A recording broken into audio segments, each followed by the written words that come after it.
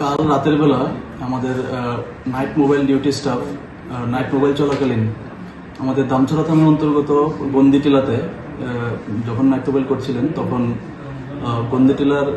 রাস্তাতে জঙ্গলের পাশে একটি TR05G0723 নম্বরের একটি ওয়াগনার গাড়ি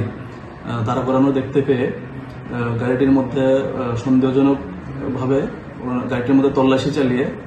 গাড়ির মধ্যে টোটাল 19 কার্টুন এবং লুজ 40 প্যাকেটে মোট 1,98,000 মন্ড কোম্পানির বার্মিজ সিগারেট উদ্ধার করেন এবং